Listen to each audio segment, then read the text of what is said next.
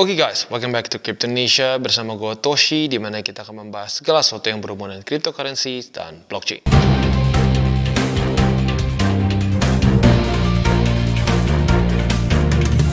Oke, dan sesuai janji nih ya, akhirnya gue akan bahas juga mengenai bagaimana nasib dari altcoins yang sudah dibidik oleh SEC dan dinyatakan sebagai sekuritas ya.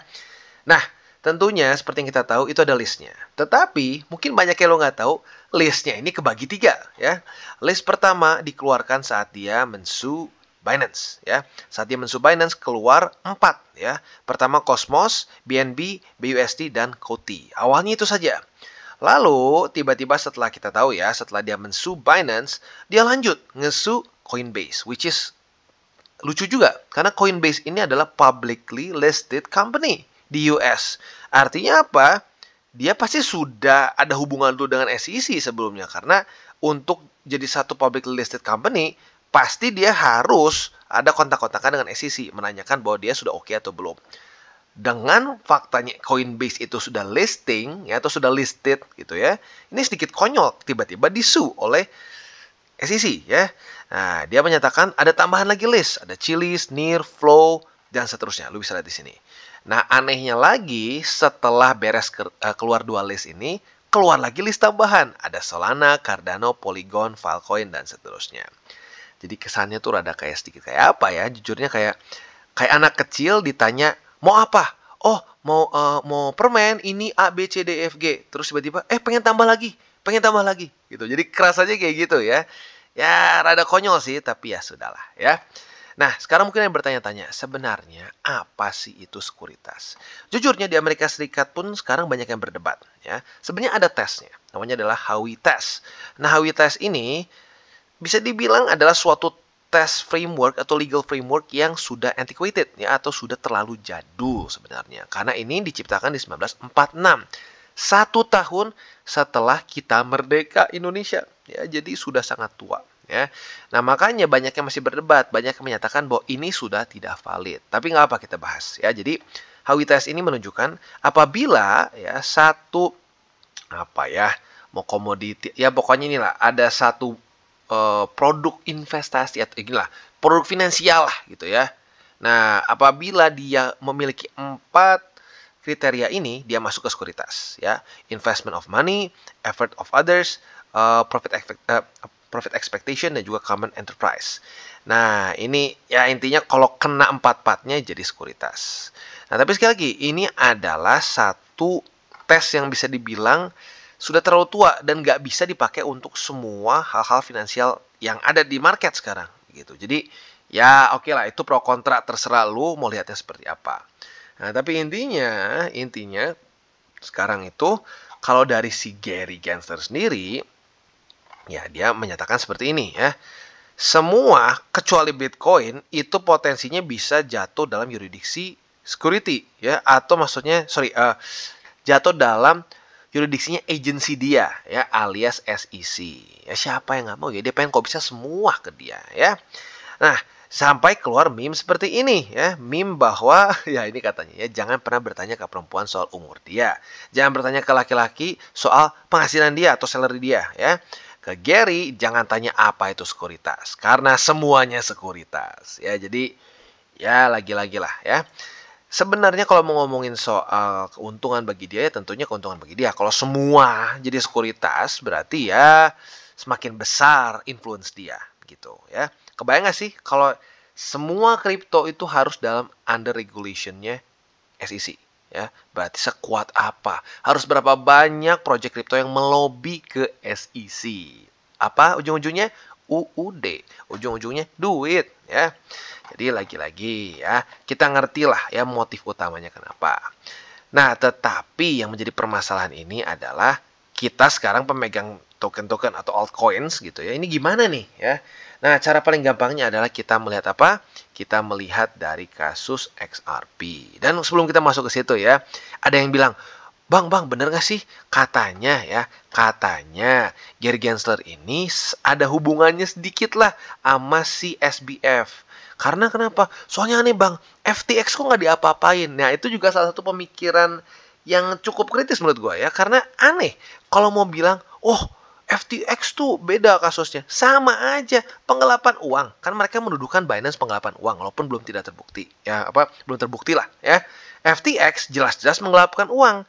Dia ambil dana dari FTX US dan FTX ya, dia tarik, dimasukkan ke Alameda Research gitu. Nah, konspirasinya seperti ini. Ya, gue nggak mau bilang ini udah pasti, tapi katanya seperti ini ya.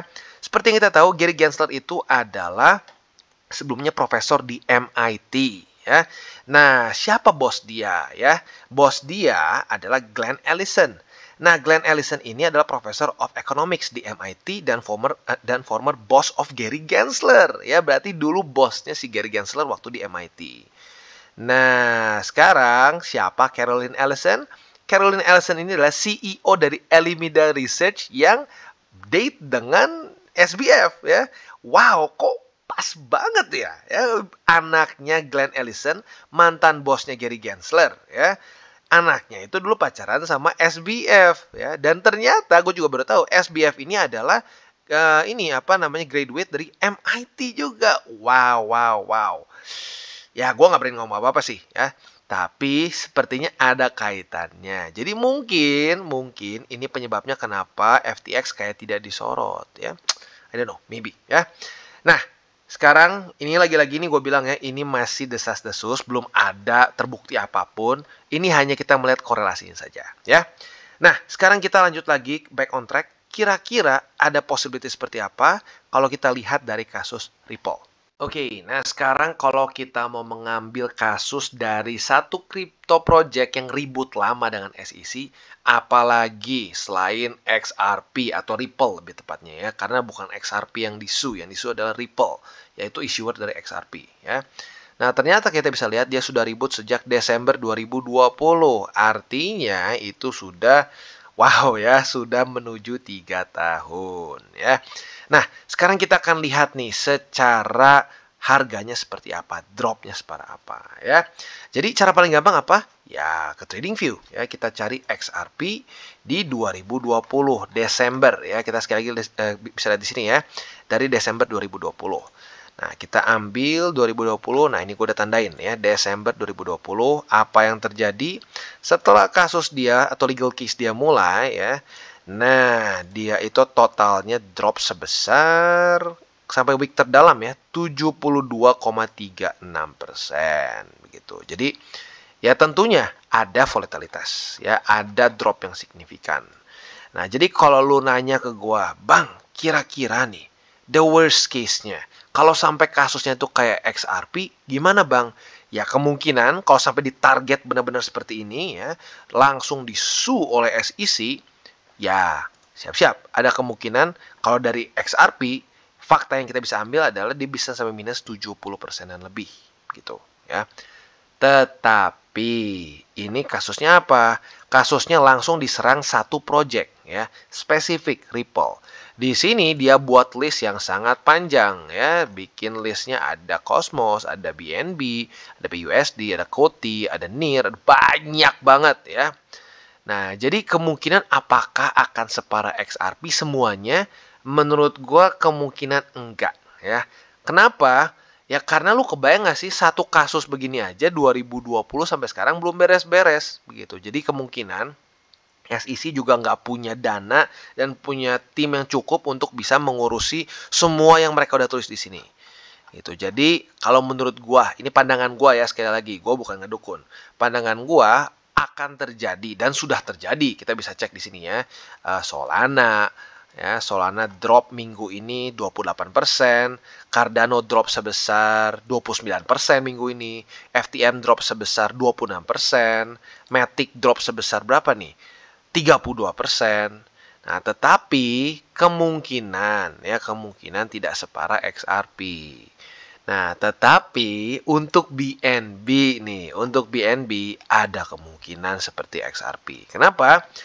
Ya, kalau buat lo yang sudah dengar CWT gue dari tadi pagi ya, gue sudah bahas bahwa sepertinya ya, ini nggak bisa dikonfirmasi juga, sepertinya ada semacam vendetta lah gitu, atau balas dendam dari Gary Gensler. Karena kita tahu ya, gue udah pernah bahas di DCWT 2 hari sebelumnya. Desas-desus ya, desas-desus ini belum terkonfirmasi. Desas-desusnya adalah dari tim lawyernya Binance, mereka menyatakan bahwa Gary Gensler itu harus di-recuse atau nggak boleh ikutan dalam kasus Binance versus SEC. Kenapa? Karena katanya Gary Gensler ini pernah mengajukan diri sebagai advisor dari Binance di 2019 sebelum dia menjadi chairman of SEC. Artinya apa? Ada conflict of interest kalau dia ada di dalam kasus ini. Jadi ada kemungkinan yang akan ditekan adalah BNB ya. Karena lagi-lagi BNB ini adalah utility token dari Binance gitu ya. Nah, tapi overall ya coba kita lihat ya, andaikan sampai sama-sama drop 71%. Untuk BNB, andaikan drop sampai 71% dari mana ya enaknya ya? Ya anggap dari sinilah ya, dari yang terakhir. 71% itu means dia drop sampai ke angka berapa nih? Sampai susah juga nariknya ya. 71% itu means dia bisa drop sampai ke harga $101 begitu ya. Sementara kalau kita lihat yang lain, walaupun lebih kemungkinannya kecil, tapi ya just in case kita coba cek aja gitu ya. Kalau sampai 71% untuk Solana itu bisa drop sampai ke angka $7 ya. Lalu untuk apa lagi nih? Untuk Cardano, kalau kita cek dari ya high tertinggi terakhir lah ya. Kita cek itu bisa sampai kurang lebih ke di 13 sen kurang lebih ya. That's bad. Ya, semoga saja tidak terjadi ke semua gitu. Tapi kalau ngomongin probability, kemungkinan besar yang akan dikejar kalau sampai mau jadi level XRP gitu diserangnya adalah BNB gitu. Karena lagi-lagi secara historically ada sedikit bad blood sepertinya antara Gary Gensler dengan mungkin CZ pribadi ya, we don't know. Jadi lagi-lagi kalau yang lain sih kemungkinan besar nggak akan terlalu dikejar karena listnya seperti yang gue bilang ya. Ya banyak banget yang mereka sebut semua yang mereka semua sebut itu sebagai sekuritas. Makanya keluar meme ini ya, semuanya security katanya. Jadi kemungkinan besar kalau dikejar satu persatu sulit lah ya. Jadi arguably yang lain kecuali BNB bukannya aman ya, tapi lebih nggak parah dibandingkan BNB. Nah kalau BNB gimana? Ya lagi-lagi kalau udah kecampurnya fundamental seperti ini, TA udah sedikit kacau ya. Gue udah bilang TA ini sangat berguna apabila tidak terjadi fundamental yang parah gitu. Tetapi bukan berarti kita tutup mata ke TA. Karena pada faktanya ya kalau lu ngikutin DCWT kerasa kan profit dari TA, kita juga bisa akumulasi di tempat-tempat yang bagus karena TA gitu. Jadi lagi-lagi sekali lagi gue tekankan, kalau fundamentalnya lagi kacau seperti ini ya, di SEC dan lain-lain, ya bisa aja sama kayak XRP. XRP lagi bagus loh. Sebelum dia disu, itu dia lagi meningkat sebesar berapa nih? Dia meningkat 160%. Kena SEC drop 71 gitu. Jadi lagi-lagi bukan berarti TA tidak berguna ya. Karena kalau kita di sini lo akumulasi waktu dia reclaim MA50 20 di weekly, lo akumulasi di sini profit gitu. Tapi kalau kena fundamental ya tetap drop gitu. Jadi sekali lagi ya TA berguna, tetapi kalau kena fundamental kadang-kadang bisa seperti ini ya. Nah, untuk BNB ya just in case kalian harus siap-siap dengan kemungkinan bisa sama seperti XRP secara dropnya. Walaupun dengan satu catatan ya, XRP di 2020 market cap jauh lebih kecil. Jadi andaikan sampai impact-nya mirip-mirip pun harusnya minusnya nggak separah XRP. Karena lagi-lagi market cap lebih besar, lebih sulit untuk drop. Ya bukan berarti nggak bisa drop, tapi lebih sulit untuk drop gitu. Ya atau lebih tepatnya lebih sulit untuk bergerak in general ya. Jadi kurang lebih seperti itu gambarannya ya. Lagi-lagi untuk TA sih ya, seperti yang gue bilang kalau udah kena kasus besar seperti ini, dari sejarahnya XRP pun lagi rally 160% tiba-tiba bisa drop 71. Jadi ya kalau lagi kena kasus besar seperti ini kadang-kadang TA kerasanya rada sedikit kayak nggak guna gitu. Tapi ya lagi-lagi seperti yang gue bilang ya, TA berguna tetapi dalam kondisi fundamental yang oke gitu ya. Jadi kurang lebih seperti itu gambarannya ya. Tentu saja harapan gue paling simpelnya adalah udahlah SEC jangan aneh-aneh lah ya. SEC jangan terlalu aneh-aneh. Dan ya mungkin nanti sudah semakin mendekati nanti ke tahun Pilpres ya. Nah, itu di 2024 atau 2025 gue lupa ya, untuk US. Ya, sekitar situ. Harusnya makin tenang. Kenapa? Karena ya kalau udah mau pilpres biasanya akan ada tekanan tuh dari orang-orang di atas jangan bikin banyak masalah, terutama dari Demokrat yang sekarang sedang menjabat ya.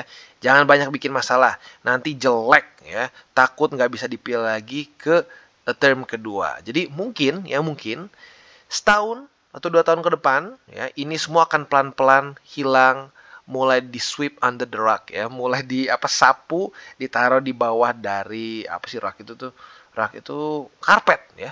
Jadi ada kemungkinan seperti itu juga. Semoga saja semua adem-adem, semoga Gary Gensler pelan-pelan capek dan mundur ya, dan kalau bisa udahlah semua exchanger gede yang ada di US udah sekalian cabut aja, pindah kalau perlu ke Asia ya, ke Hong Kong, kemana lah yang lebih friendly, lebih crypto friendly ya. Jadi kurang lebih seperti itu untuk pembahasan kita pada hari ini. Semoga kalian masih ngikutin aturan yang gue udah sering buat ya. Walaupun itu aturan buat gue sendiri sih. Lu mau adopsi atau enggak terserah. 70-30. Makanya karena gue 70-30 bahkan sekarang lebih ya. Gue tuh kayaknya sekarang 80 lebih persen di BTC Ethereum. Sisanya itu di alts. Berarti alts gue sekitar 20%-an aja. Nah, karena apa? Karena ini gitu loh. Altcoins itu kalau udah rally bisa gila. Orang banyak yang ngerasa buat apalah beli Bitcoin. Tapi waktu lagi drop juga bisa gila gitu. Makanya dari itu kalau gue pribadi sih porto gue ya kebakar. Tapi nggak separah kayak yang gue dengar-dengar di sosmed. Aduh gila gue minus 60%, 50%. Gue bingung kok bisa separah itu. Oh ya ternyata heavy in alts. Jadi lagi-lagi ingat aturan 70-30. Mau lebih tinggi boleh, 80-20 juga boleh. 70% itu BTC Ethereum, 30% alts ya. Jadi kurang lebih seperti itu untuk hari ini. Seperti biasa gue ingatkan, jangan pakai uang panas, mau spot, mau futures ya. Jangan over leverage, terutama untuk di futures. Dan yang ketiga adalah berpikir secara long term. Dan buat kalian yang belum nonton DCWT atau Daily Charting with Toshi, bisa klik di sini, di mana kita akan daily chart your favorite cryptocurrencies. Dan buat lo mungkin masih bingung cara baca chart, candles, dan hal-hal mendasar lain, bisa juga klik di sini, ada tutorial with Toshi. Dan buat lo yang belum punya mungkin akun di beberapa exchanger besar, bisa cek link reflektor di bawah. Dan jangan lupa juga untuk join Telegram grup kita, di mana kita bisa ngobrol-ngobrol santai mengenai dunia cryptocurrency secara dua arah. So jangan lupa untuk like, subscribe, click the bell icon, and see you on the next video.